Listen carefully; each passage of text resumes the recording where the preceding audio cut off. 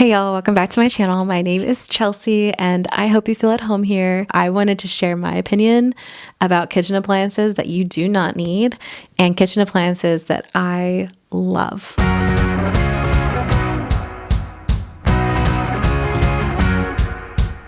I just want to say that I did not start like full-time cooking until about 3 years ago. I was a busy corporate girly working remote, working downtown in a big city, and like did not have time for cooking. So I've done that life. Now I'm a stay-at-home mom and I cook almost everything from scratch. So I just want to say I've done both. And I have, I think, a good perspective on what is actually needed in your kitchen. I also want to say that this is obviously a personal list. And if you just love an appliance on this list, I don't care. I'm just a random person and you should just do the thing, whatever, get the thing. I also want to say, in addition, postscript, that I do have a list of things that I love at the end. And if you are like a newlywed or you're about to move out on your own or you're making a registry like for your home or something, these are ones I would definitely put on your registry because I have used them so much and I love them and I think they are awesome. But first, let's talk about the ones that you don't need. The first one I'm going to say that you don't need is an electric can opener, barring if you have like a disability where you're not able to open a can. I totally understand. Caveat. But you just don't need one of these. It takes up so much space and you have to plug it in or get batteries. And you can just can open. You can just can it open yourself, you know? And I think it would save a lot of energy and I think it would save a lot of space. And you can get really pretty ones. You can get beautiful can openers or you can get really simple ones. I just have a plain metal can opener. I've had it forever. The one that I had before this one, we still have. And it is in our camping gear. We take it camping with us, and I only bought a new one because I put that one in the camping gear, just for reference. Like, it's never gonna break. It's just all mechanical. There's no electrical parts that could fall apart where you have to just buy a new one. And I feel like they're so easy to find, and they're not that expensive. So just go ahead and get a manual can opener and call it a day. I am also gonna say you do not need an electric wine opener.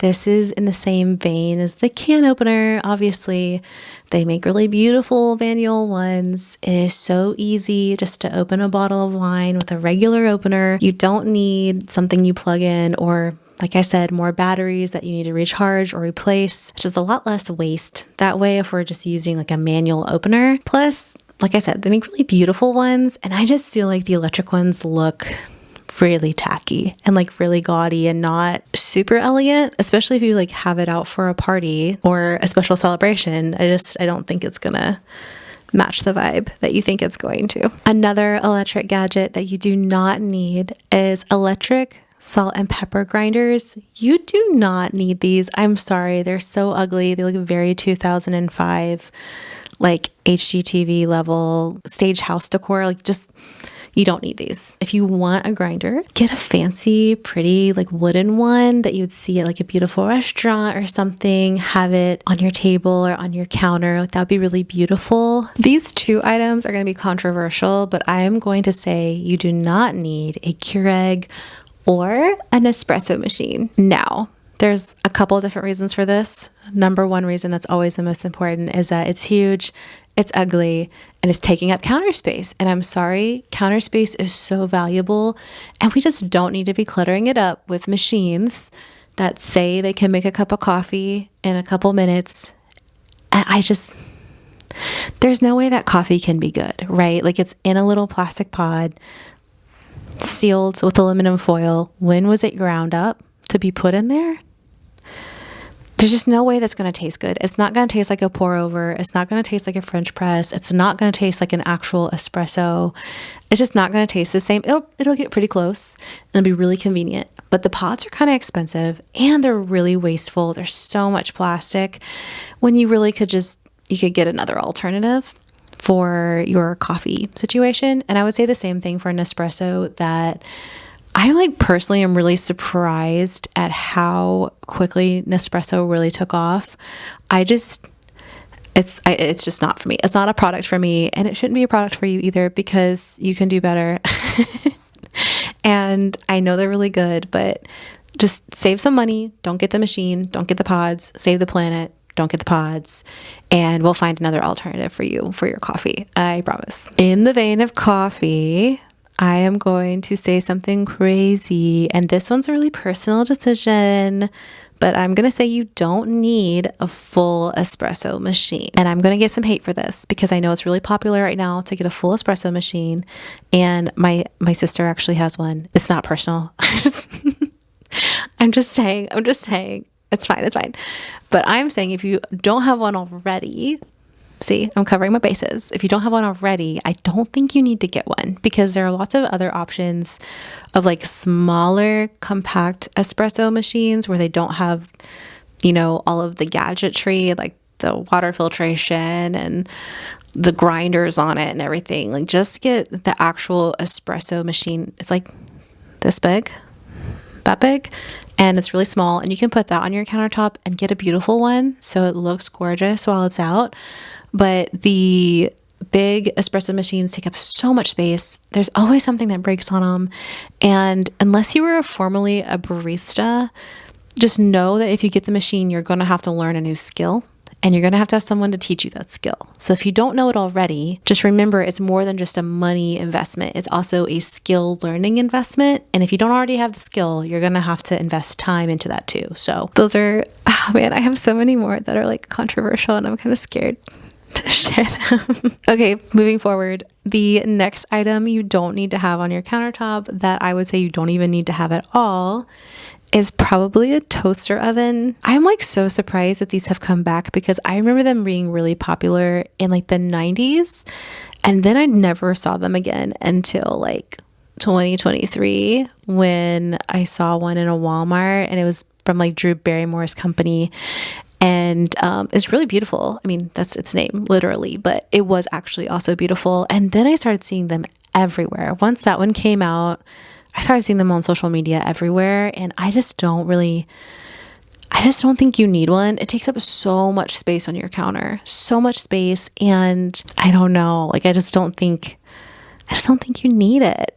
If you use yours for like something specific, please let me know down below because I just can't think of a reason why you would want one and why you would need one. The next item, I feel like this one's pretty chill and not controversial, but you do not need a mini donut maker or like a mini egg bite maker, any of those tiny little makers. I don't think you need one unless it's like waffles or something where it's like an actual food you're going to eat pretty often. Everyone I know who has one of these never uses it or they just collect them. Like they're part of like a, kind of like how people collect a million Stanleys. You do not need one of these unless it's like a treat that you actually already make a lot and you're like, well, I don't want a full waffle. I want like a small one. Do not waste your counter space. Do not waste your cabinet space on tiny little appliances for making specialty food.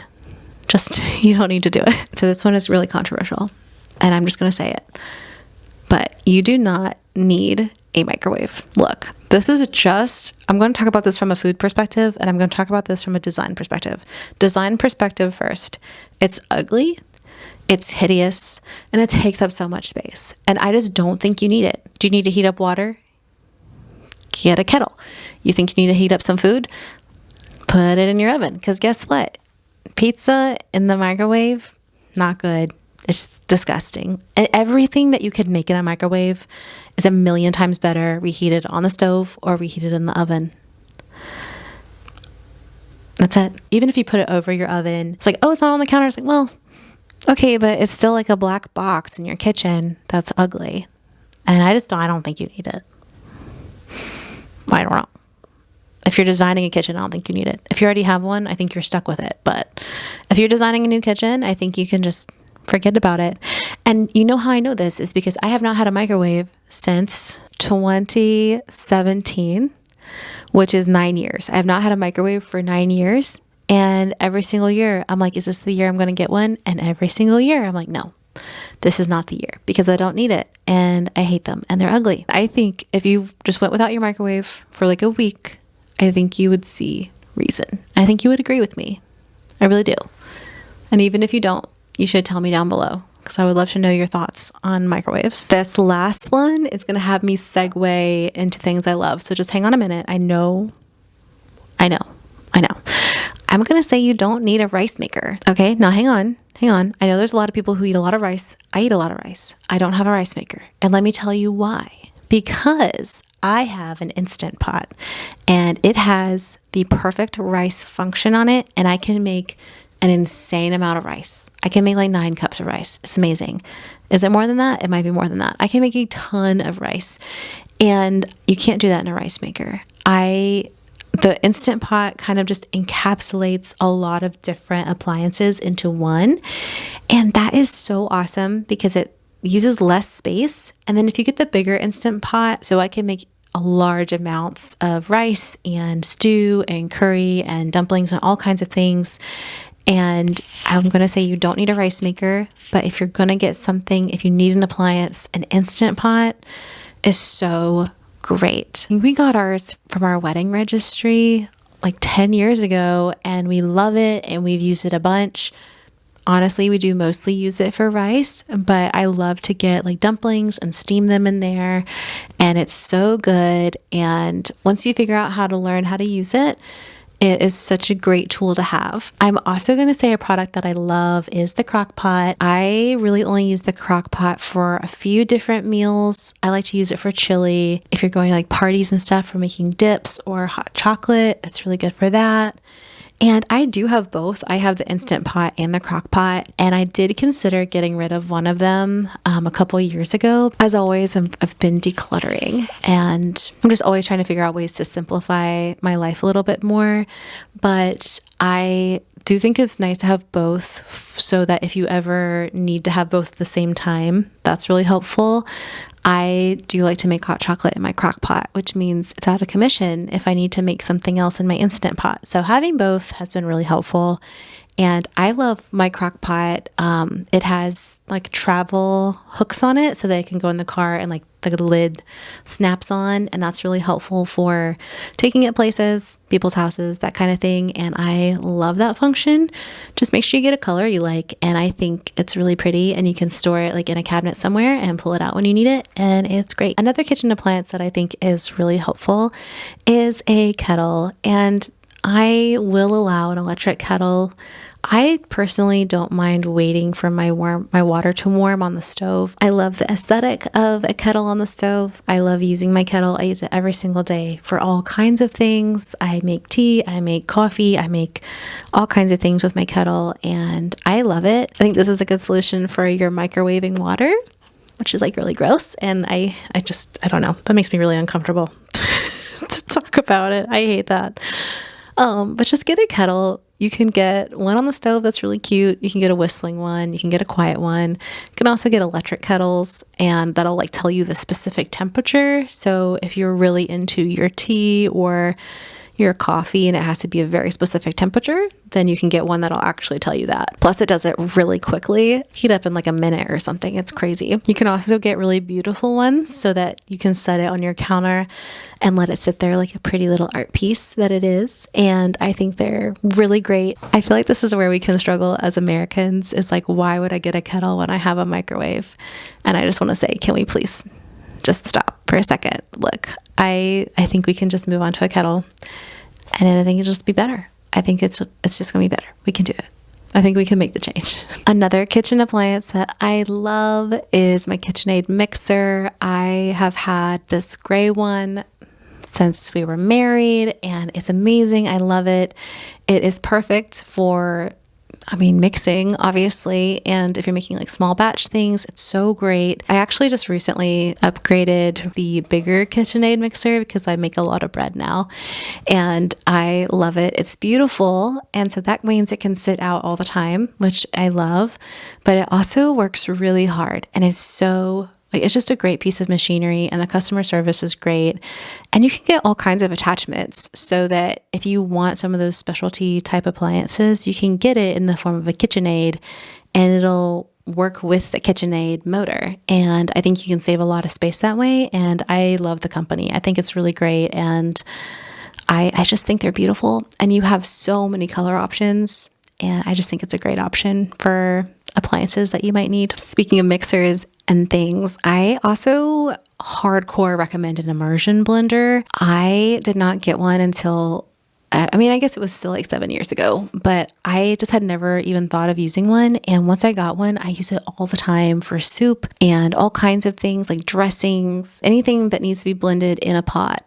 Or if it says like to transfer it to a blender, the immersion blender is amazing. In the same vein, I would also say with my immersion blender, it came with an attachment for a food processor. And that's another appliance that I would say, if you're getting into cooking or you're wanting to cook more at all, a food processor is so helpful and really great.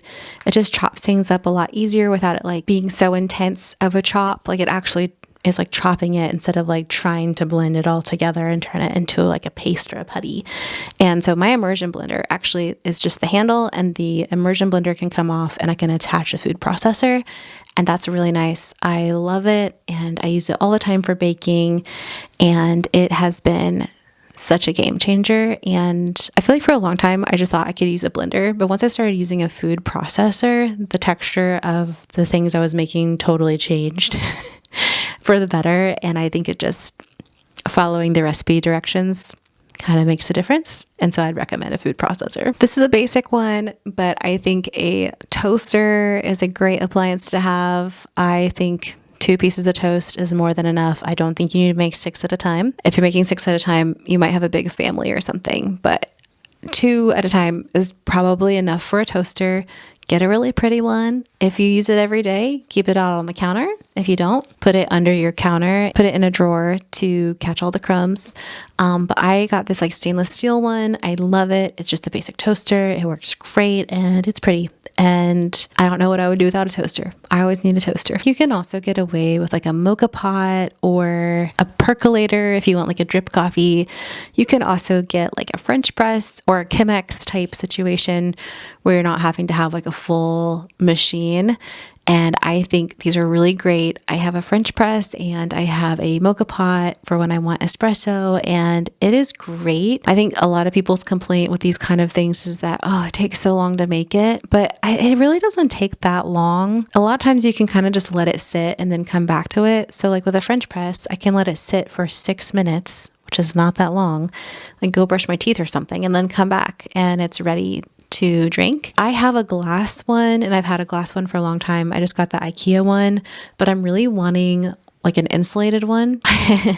I make the coffee in our house because I get up a lot earlier than my husband. It would be nice to have like an insulated one so it stays a little bit warmer in the French press. But the IKEA ones are great and I like those a lot. And then the mocha pot I think was just like $20 like on Amazon, like 4 or 5 years ago or something, and I only had to buy a replacement because I melted off the handle on accident, and that was user error.